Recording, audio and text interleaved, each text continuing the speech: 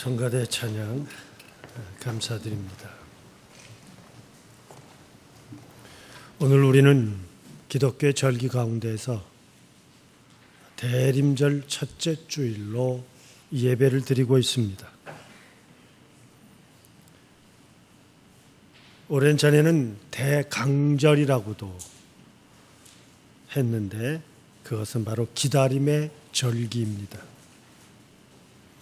대림절에는 두 가지 의미가 있는데 그 첫째는 메시아가 오실 것이다 했던 이 예언과 함께 예수님이 오셨다고 하는 고백입니다. 이것을 초림이라고 얘기하죠. 그런가 하면 지금은 또 하나의 기다림이 있는데 그것은 바로 예수님께서 내가 다시 오마 하고 말씀하셨던 재림에 대한 기다림입니다. 그러니까 이것은 바로 오신 예수님을 바르게 영접했어야 하고 또 다시금 심판에 의한 구원의 그날이 올 것을 기다리며 주님 앞에 예배드리는 재림 신앙이 오늘 우리에게 있어야 할 것입니다.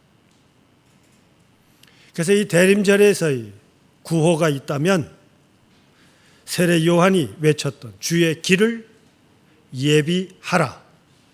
아마 이것이 정답일 것입니다. 과연 지금 내 마음, 내 심령, 이 시간 예배를 드리는 우리들 그리고 또 우리가 세상의 각자의 자리에서 살아가고 있는 내 삶의 모습이 과연 주님이 오셨을 때 우리가 어떤 모습으로 하늘에 영접을 받을까 하는 것을 생각해야 할 것입니다. 그래서 오늘 우리들은 이 모든 것을 상징하기 위해서 예배, 대림절 기간에 촛불을 켭니다. 이것은 장식이 아니라 그 장식 하나하나의 의미들이 있는데 이 절기의 색깔을 보라색으로 영접하고 있습니다. 우리 예배 순서지 뒤에 대림절의 색깔에 관한 이야기들을 의미를 하나씩 다 설명해 놓았습니다. 정말 오늘 우리들이 때가 찼다.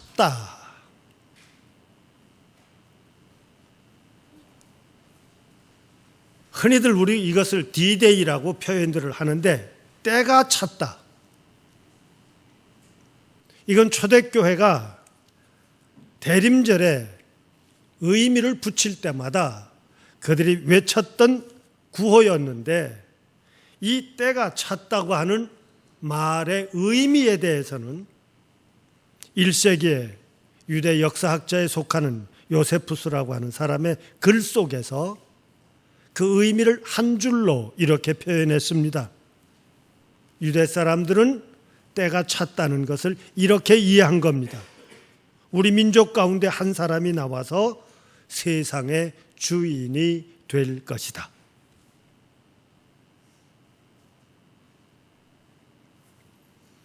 결국 이 의미는 종교적인 것뿐만이 아니라 다분히 군사적인, 정치적인 의미가 강했습니다.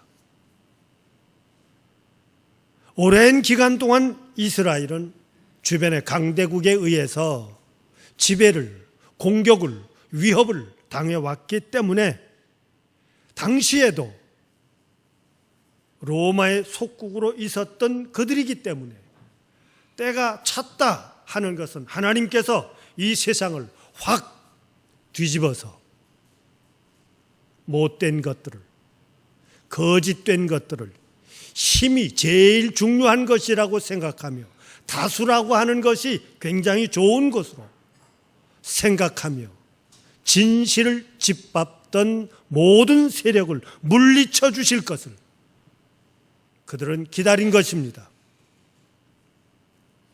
이것은 자연스럽게 메시아, 구원자, 요즘으로 얘기하면 슈퍼스타를 그들은 기다리고 있었던 것입니다. 그래서 늘 성서 속에 신약 성경 가운데서 보면 예수님을 향해서 늘 당신입니까? 우리가 기다리는, 때가 차서 기다린 그 의미가 바로 한 인물이 당신입니까? 우리로 하여금 믿을 수 있도록 표징을 보여주십시오. 심지어 죽음의 자리에 십자가에 달려 계신 예수님을 향해서 조롱하는 당대 종교 지도자들은 뭐라고 그랬어요? 내려오십시오.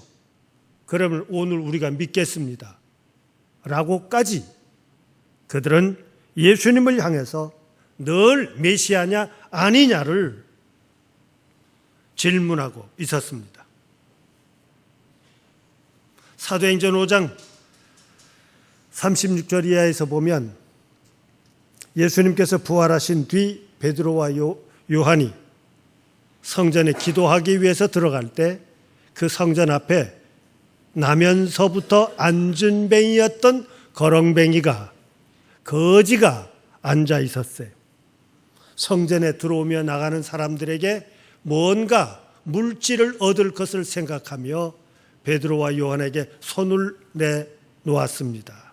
도와주십시오. 이때 베드로가, 우리 기독교의 신앙인들은 너무나도 익히 잘 아는 놀라운 얘기를 하죠. 내게는 금과 은은 없어도 나사렛 예수의 이름으로 걸으라. 이 선언과 함께 그를 붙들어 일으키니 그가 발목에 힘을 얻고 일어나 걸으며 뛰며 하나님을 찬양하며 성전에 함께 들어가더라. 이렇게 기사가 기록되어 있습니다. 이것이 굉장히 놀라운 이야기가 되니까 많은 사람들이 제자들의 주변에 모이게 됐습니다. 그들에 대해서 불편하게 생각했던 당시 산헤드린 회원들, 바리새인과 사두개인들, 서기관들의 모임이, 그래서 이스라엘 백성들의 사실상의 정치와 사실상의 종교와 그 사회의 모든 것을 장악하고 있는 절대 권력의 산헤드린 회의를 소집하고 두 사람을 데려다가 놓았습니다. 그들의 이야기에, 그 회의의 목적이 뭔지 아세요? 백성들이 저들을 존경하니 우리가 죽인 예수에 대한 책임을 결국은 우리한테 돌리게 된다. 그러니 오늘 우리는 저들을 향해서 어떻게 하면 좋겠는가? 저들을 없이 하는 것이 좋겠다고 결국은 그들을 제거하기 위한 회의였습니다. 근데 이때 가말리엘이라고 하는 그중 산헤드린 회원 중 한 사람, 그는 바리새인이요 율법 교사요 그 회원 가운데 한 사람이었고 뿐만 아니라 백성들로부터 존경받는 사람이라고 그랬어요. 후일에 그가 예수님의 제자라고까지 표현이 나옵니다마는, 이 가말리엘이 그 회의 중에 한 이야기가 오늘 우리 대림절 예배를 드리고 있는 너와 내가 생각해야 될 한 대목일 것입니다. 그는 이렇게 말합니다. 여러분, 조심합시다. 제자들을 지금 어떻게 할까? 저들을 어떻게 하면 제거할까? 어떻게 하면 죽일까? 지금 우리가 그걸 논하고 있는데 조심하십시다. 조심해야 될 첫째 이유를 사도행전 5장 36절 이하에서 보면, 우리 가운데 메시아를 기다린다고 하는 이 메시아 대망 때문에 드다라고 하는 사람이 등장해가지고 약 400명이나 따라다니지 않았습니까? 그러다가 그가 죽으니 그를 따라다니던 사람들도 다 흩어졌습니다. 그런가 하면 갈릴리에서 유다라고 하는 사람이 또 일어났을 때 그를 추종하는 사람들도 유다가 죽으니 다 망하고 흩어지지 않았습니까? 그러니 예수를 메시아라고 믿고 따라가는 그들에 대해서도 오늘 우리 상관하지 마십시다. 굉장히 우호적이고 옹호적인 이야기를 합니다. 버려 둡시다. 그런데 여기서 조심합시다. 우리는 관여하지 맙시다. 우리는 버려두십시다. 얼마쯤 하다 보면 흩어지겠지요 라고 하는 그 근거로 마음 자세를 다음과 같이 얘기합니다. 만약에 그 모든 운동이, 그들의 모임이 사람으로부터 시작되었으면 무너질 것이고, 하늘로부터 시작이 된 일이라면 여러분 무너뜨릴 수 없을 것입니다. 뿐만 아니라 결국에 가서는 여러분 스스로가 내가 하나님을 대적하는 자가 될 것입니다 하는 것이었어요.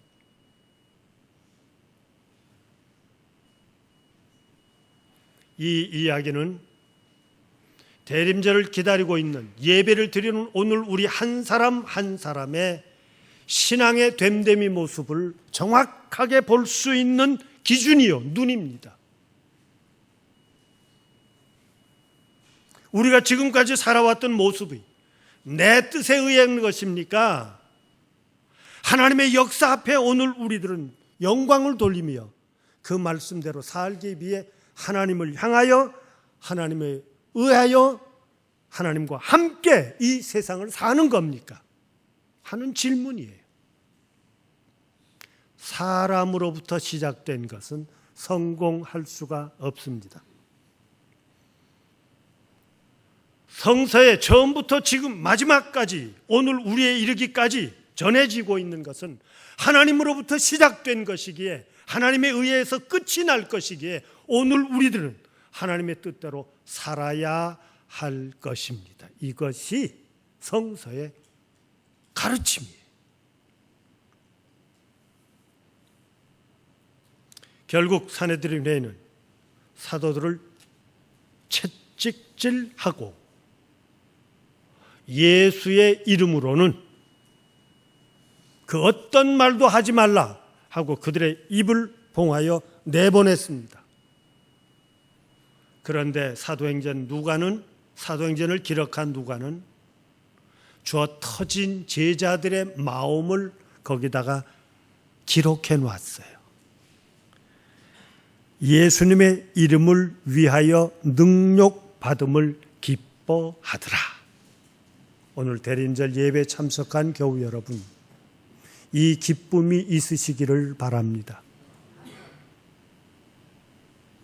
어려움이 없어서가 아니에요. 여기서 말하는 때려서 능욕받았다고 하는 이 표현 속에 매맞음이라고 하는 것은 유대인들이 성서에 기록된 대로 항상 죄가 인정되면 그들을 때릴 때 40대를 때리도록 돼 있어요. 그런데 그 40대에서 혹시라도 넘어가면 때리던 사람이 도루 맞아야 되니까 늘 제가 표현하죠. 안전장치로 한 대를 뺐습니다. 그럼 몇 대 맞은 거예요?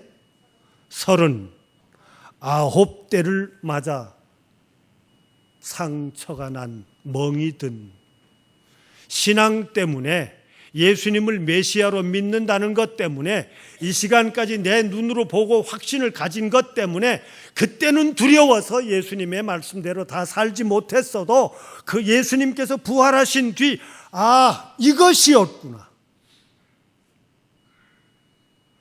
세상을 하나님의 말씀대로 산다는 것은 이것이었구나 하고 깨달은 그들이 나서서 그 믿음대로, 그 사명대로 살아간 것이 그들에게 해로, 아픔으로 피가 나고 상처가 터지는 고통을 받을지라도 도리어 예수님을 위한 것이었고, 내가 지금 예수님을 위해서 일하는 자로 있었음을 기뻐하였다고 그럽니다. 그리고는 그 뒤에다가 그들의 행동을 기록해 주기를, 날마다 어디서든지, 그것이 성전이었든지 집이든지 어디서든지 특별히 골라진 장소가 아니에요. 그들이 살아간 모든 삶 속에서 예수님이 구주라고 가르쳤고, 예수님이 구주라고 전했고, 예수님이 구주이니 함께 가십시다고 그들을 초청했습니다. 현대 교회가, 그리고 그 교회의 믿음의 공동체로 함께한 신앙인들이 지켜야 할, 배워야 할, 그리고 내가 스스로 고쳐나가야 할 절대 기준은 예수님은 메시아이십니다 하는 이것이 선언이 돼야 되고, 메시아를 향해서 메시아의 백성이요, 메시아의 가족이요, 메시아의 길을 같이 가는 현대 교회가 해야 할 일들이 바로 이것입니다. 그러기에 때가 찼다 하는 말을 합니다. 오늘 갈라디아서 4장을 말씀을 고른 이유는 바로 이것은 초대교회의 바울 사도가 과연 대림절을 어떻게 해석을 했을까?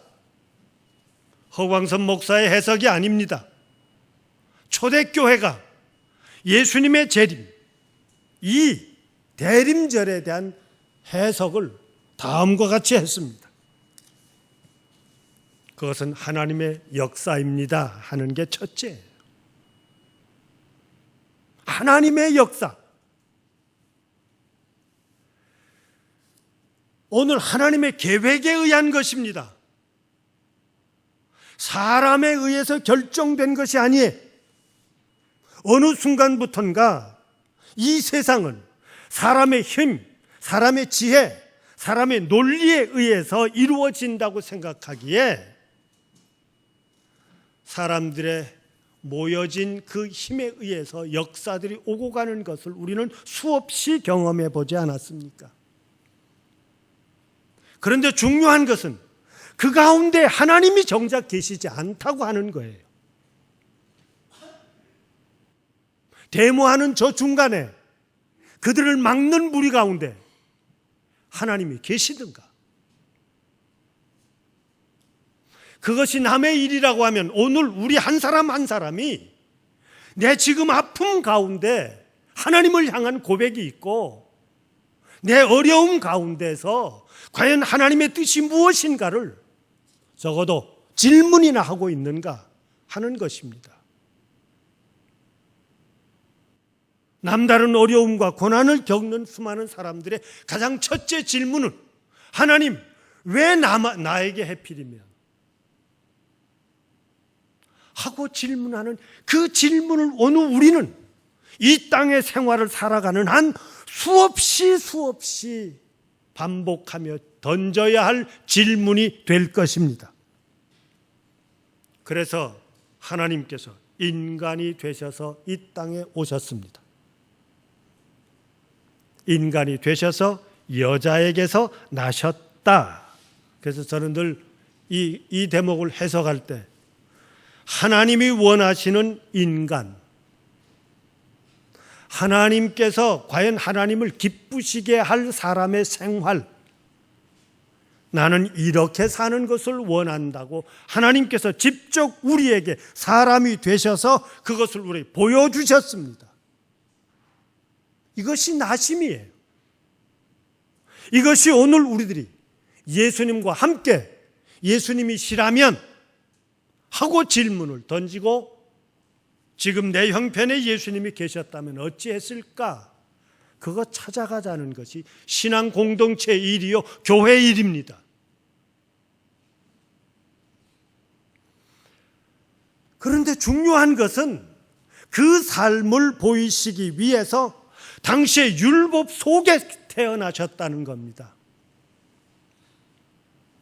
우리는 늘 영화나 작품이나 현대 수많은 사람들은 아주 슈퍼스타가 태어나서 마치 서양 영화에서 람보와 같이 그냥 복잡하고 도저히 이길 수 없는 가운데 한 사람이 다양한 방법으로 그것을 싹 물리치고 정의를 일으켜 세웠다 하는 그것을 우리는 지금들 보고 또 원하고 있습니다. 그러나 예수님께서 오늘 인간이 되셔서 세상에 나셨다고 하는 것은 당시에 우리가 살고 있는 그 자리에 오신 겁니다.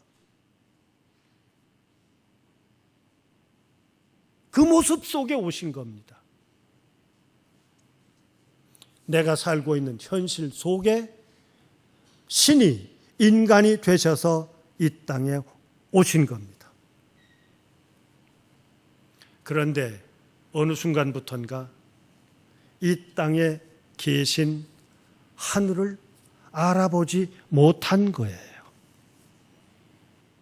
늘 예수님을 구주로 믿는 모든 사람들의 무리를 율법을 파괴하고 율법과는 관계없는 우리만 독특한 또 하나의 종교, 독특한 교회, 독특한 신앙, 독특한 삶의 모습을 가진 자들이라고 생각했는데 예수님은 단호하게 얘기합니다. 나는 율법을 완성하러 왔다고. 어느 것을 선택함이 아닙니다. 여기서 중요한 것은 예수님을 따른다고 우리의 신앙으로 선택했으니 다른 것을 거부하는 것이라고 생각하는데 얼마나 무서운 종교적인 것으로 이 얼마나 무서운 나누임과 다툼과 싸움입니까? 그렇지 않습니다. 예수님은 바로 예수님을 없이 하고자 하는 그 세력, 그 한가운데를 들어가 그곳에서 예수님을 구주로 고백하며 예수님께서 우리에게 보여주셨던 하나님의 나라를 이루기 원하셨던 것이기에 나누임이 아니라 그것은 도리어 화합이요 하나가 되기 위한 하늘의 길이었다고 하는 것을 깨달을 때 오늘 우리는 다투는 자, 나누어진 자가 돼서는 안 될 것입니다. 그래서 오늘 이 신앙의 중심을 깨닫는 사람들을 보고 여러분은 종이 아닙니다. 하나님의 자녀들입니다. 하고 바울은 해석했어요. 오늘 우린 종이 아닙니다. 아들이에요. 그러게 그 종이 했어야 될 일과 아들이 했어야 될 일이 차이가 있습니다. 어쩌면 주인의 뜻을 깨닫지 못한 채로 이 일을 하는 자가 종이라고 하면 어쩌면 왜 이 일을 해야 되는지 중심을 모른 채 이것을 하라 하니 그것을 따라 했던 이 일꾼이 아니라 왜 이 일을 해야 하는지를 아는 자녀예요. 이 성전을 헐어버라.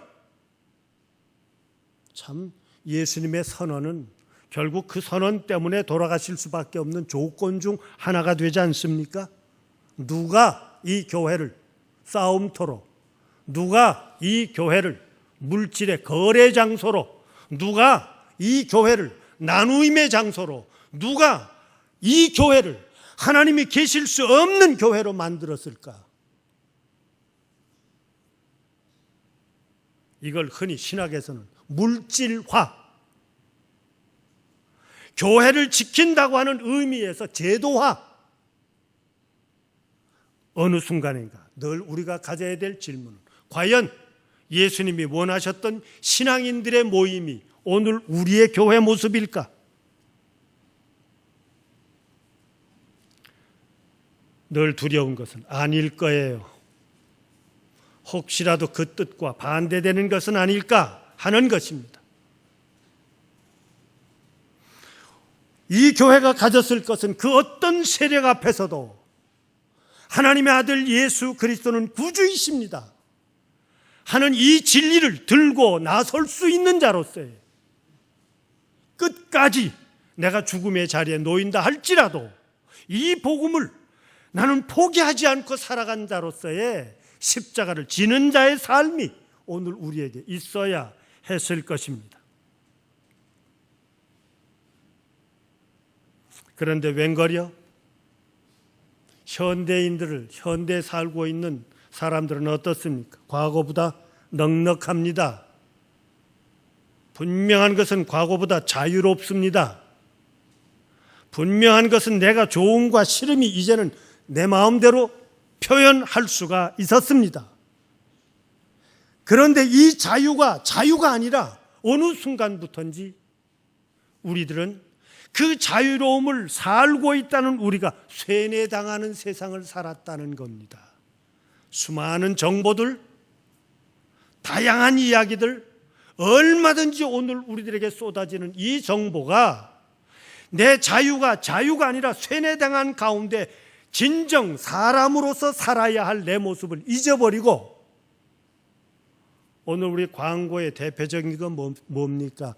편합니다, 안락합니다, 멋있어집니다, 맛있습니다, 돋보입니다. 결국 그런 내용들을 다르게 미화한 거 아니겠어요? 그러다 보니 어느 시대보다도 오늘 지금 시대에 가장 위험한 것은 그 모든 것을 누릴 수 있는 나는 어떤 사람이냐는 나를 잊어버린 겁니다. 누군가가 조종하고 누군가가 그의 뜻대로 이 세상을 만들어가는 가운데 자유인이 아니라 조종당하고 있는 사람들이라고 하는 거예요. 말씀과 교회를 향해서 어떤 것이 틀렸고 어떤 것이 바른 것이냐를 생각해야 될 오늘 우리들이 자연스럽게 교회라고 하는 것은 거부감을 느끼게 됐습니다. 왜? 불편해요. 불편합니다. 이것을 즐거워하지 않기에 현대인들은 맛있는 장소, 신나게 놀 수 있는 그곳에는 모일 수 있어도 나의 나됨을 찾아볼 수 있는 장소에는 모이기가 쉽지 않습니다. 이것이 현대의 교회가 가지고 있는 위기입니다. 그러기에 오늘 우리를 향해서 이야기하고 있어요. 여러분은 종이 아닙니다. 여러분은 자녀입니다. 그렇게 얘기했어요. 자녀에게 주어져 있는 독특한 것, 그것은 바로 하늘의 닮음이 있어야 되고 하늘의 유업, 축복도 내 것이요, 하늘의 노여움도 내 것이요, 하늘이 원하는 것도 내가 해야 될 일일 것입니다. 오죽 믿을 수 없었으면 자녀가 태어났는데 그 태어난 자녀를 돌아봐도 저 닮은 꼴이 없으니까 발가락이 닮았네 그러더래죠. 오늘 우리의 모습 속에 과연 하늘의 모습이 무엇일까 하는 것이에요. 그 하늘을 향한 자리에는 벽이 없습니다. 너와 내가 없습니다. 누구든지 주의 이름을 부르는 자는 구원함이 있을 것이라고 얘기했던 예수님의 걸음과 그 선언이야말로, 그래서 사도들의 선언이야말로 오늘 우리 교회가 외쳐야 할 선언이고, 누구는 되고 누구는 안 된다고 하는 것을 우리는 뛰어넘어야 할 것입니다. 바울은 또 우리에게 얘기합니다. 대림절을, 그것은 바로 하늘의 일을 계속할 수 있는 자가 돼야 한다는 것입니다. 요엘서를 소개한 것은 하늘의 영이 임하면 내 자녀는 장래 일을 말하고 늙은이는 꿈이 있고 젊은이는 이상을 보고 남녀 종들은 종들에게 영을 부어주리라 하고 말하고 있습니다.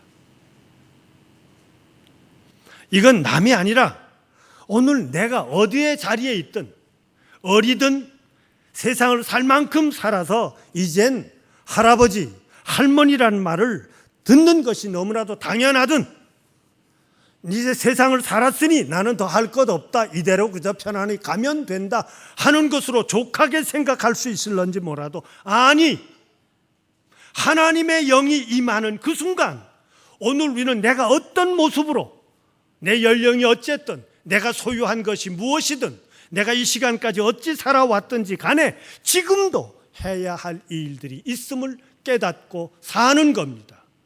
여기서 중요한 것은, 믿음은 우리의 생활 저 밖의 모습이 아닙니다. 나 모르는 다른 곳에 가서의 꾸며진 모습이 아니라 너무나도 익숙하게 살고 있는 내 삶 한가운데에서 내가 어찌 살아가야 하느냐 하는 것을 바로 찾아간다고 하는 겁니다. 바울은 분명하게 얘기했어요. 빌립보서 3장에서 주 안에서 기뻐하십시오. 험한 표현이라도 바울의 표현이니까 그대로 인용하겠습니다. 개들을 삼가하십시오. 행악자들을 삼가하십시오. 몸을 상하게 하는 사람들을 삼가하십시오.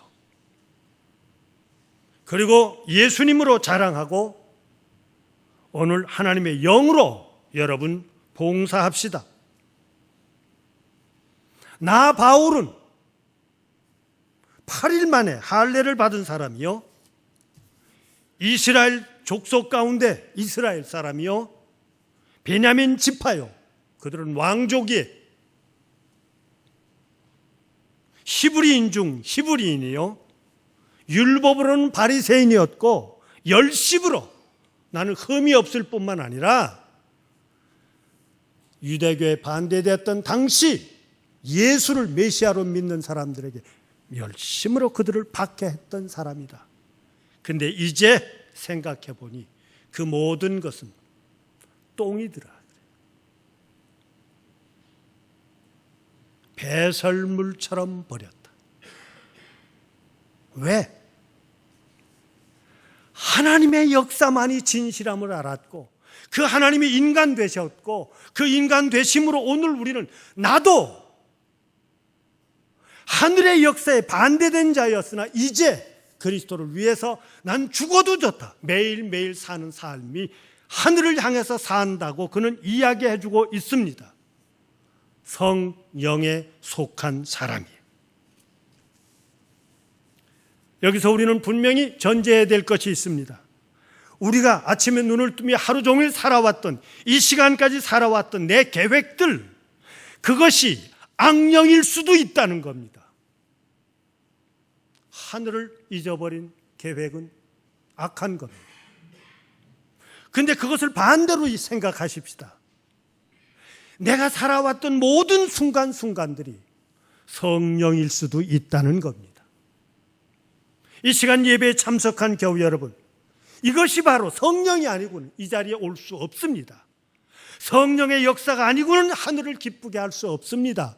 성령의 역사가 아니고는 하나님의 그 모든 말씀의 놀라움을 이 땅에 이루어낼 수가 없다고 하는 겁니다. 성서는 하나님의 영이 수면 위에, 땅 위에 라고 창세기 1장으로부터 우리에게 가르쳐주고 있는 것은 하나님께서 말씀하시니 그 말씀대로 되더라 한 것과 같이 오늘 우리를 통해서 하나님은 이 땅의 삶을 이루시기를 원하십니다. 대림절을 맞는 오늘 우리들이 가져야 될 또 하나의 분명하게 기억해야 될 삶이 있습니다. 늘 이 대목이 오늘 우리를 불안하게 만들고 짐스럽게 만드는 것인데, 과연 지금 내 모습이 하늘이 오실 때 오늘 우리가 구원받은 자로 하늘로부터 인정과 영접을 받을 수 있느냐 하는 겁니다. 그렇지 못한 거예요. 그래서 성서는 이 대림에 대해서, 하늘이 오심에 대해서 회개하라, 천국이 가까이 왔다고 선언했던 대전제가 뭔고 하니 회개인데, 회개라는 것은 다른 것 아닙니다. 오늘 우리가 잘못하지 않은 것이 아니라 문제는 돌이키지 않는다는 거예요. 회개함이 없다는 것입니다.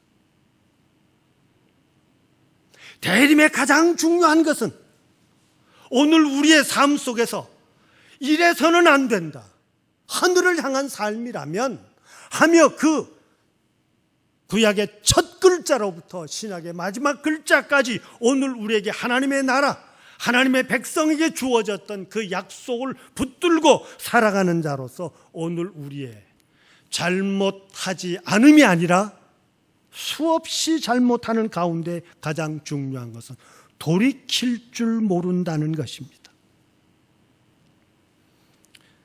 하늘을 향하여 오늘 우리 각자를 생각해 봅시다. 이 땅에서 하늘을 믿고 따라가는 자이기에 내 삶 속에 하늘을 향한 뜻을 깨닫고 바로 그 일을 이루어갈 수 있는 성령의 사람이 되실 수 있기를 바랍니다. 내가 주어진 그 자리에 이 시간도 우리를 하늘 사람으로 있게 하신 은혜를 깨닫고 자리자리에 충성함으로 성실함으로 하늘이 약속했던 내가 잘 되리라 좋은 것으로 채워주시마 한 이 신앙 고백이 너와 내 것이 되는 큰 은혜 대림절 기간이 되시기를 기원합니다. 사랑의 하나님, 오신 하나님의 역사를 다시 오실 것을 기다리는 교회들, 주 앞에 나와 예배드리는 창현의 식구들, 부족한 종으로 단에 서서 하늘의 뜻을 증언하는 부족한 종이 이르기까지 주님 앞에 칭찬되는 자, 듣는 자 되기를 원합니다. 우리가 사는 그 자리자리, 우리가 지금까지 살아왔던 직분과 우리가 가지고 있는 모든 것을 들어 하늘의 일을 일구어낼 수 있는 성령의 사람들 되게 하여 주옵소서. 감당하지 못할 세상의 큰 어려움들을 만나지 않게 하시고 어느 누구의 기도 제목처럼 설령 감당할 수 없는 시련을 겪는다 하면 이길 수 있는, 극복할 수 있는 하늘의 도움을 기다림처럼 머리 숙인 말씀에 부복한 창현의 식구들을 붙들어 주시옵소서. 그리스도이신 예수님의 이름으로 기도드리옵나이다. 아멘. 대림절 첫째 주일을 맞으며 주 앞에 나와 부복한 창현의 식구들, 오늘 우리를 통하여 하나님께서 이 땅에 하늘의 뜻대로 사는 반듯함을 이루어질 것을 원하시는 줄 믿습니다.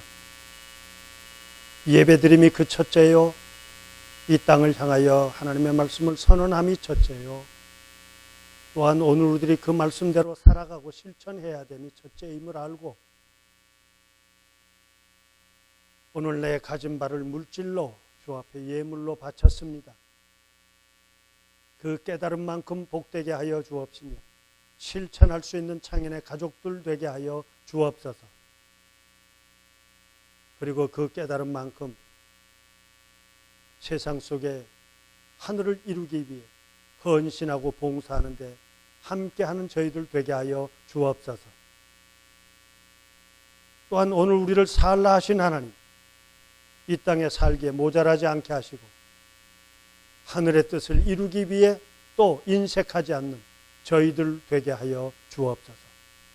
두렵건대 내 계획과 내 뜻이 앞서 하늘을 가리우는 자 되지 않게 하여 주옵시며 이 예물을 드림과 같이 내 모든 삶을 통하여 하늘을 영광 돌릴 수 있는 저희들 되도록 받아 주시옵소서. 이미 내가 하늘 사람임을 깨닫고 나에게 주신 직분에 따라 열심과 충성과 헌신을 다하는 종들의 노력도 받아 주옵소서. 혹시라도 내가 살아야 한다는 이유 때문에 하늘을 잊어버려 뉘우치고 내가 좀 더 나를 통하여 하늘의 영광 돌리기를 원하는 뉘우치는 심령까지 받아주시옵시고 성령이여 능력 허락하여 주시옵소서. 쓰여지는 그 자리자리에 이 헌신과 봉사의 예물이 모자라지 않게 하시고 오병이의 역사처럼 모두가 풍족하고도 남음이 있더라 한 것처럼 기적과 기사와 놀라움이 있게 하여 주옵소서. 그리스도의 신 예수님의 이름으로 기도드리옵나이다. 아멘.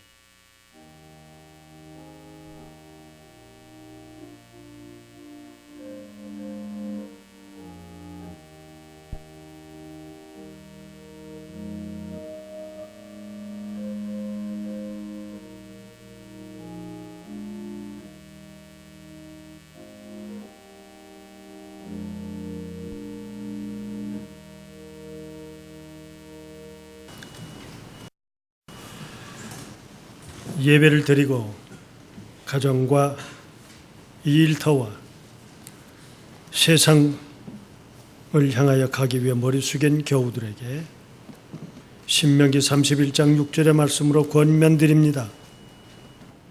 마음을 강하게 하고 용기를 내십시오. 두려워하지 말고 무서워하지도 마십시오. 하나님께서 당신과 함께 가실 것입니다. 당신을 떠나지도 않으시고 버리지도 않으실 것입니다. 지금 우리를 죄 가운데서 구원해 주신 주 예수 그리스도의 은혜와 하나님 아버지의 무한하신 사랑과 성령의 감화와 감동하심과 인도하심과 보호하심과 축복하시는 권능이 말씀하시니 그대로 되더라 했던 구약의 말씀처럼 오늘 하늘 백성으로 또 한 주간을 살아가기 위한 예배 드리고 머리 숙인 저들 위해 일본에 있는 형제 교우들 위해 이 자리에 함께하지 못하였을지라도 세계 도처에 나가 있는 창현의 아들과 딸들 위해 가족의 기일을 기억하며 주의 제단을 꽃으로 헌물한 주의 종들 위해 그 영혼 위해 함께하여 주시옵기를 간절히 축원하옵나이다. 아멘.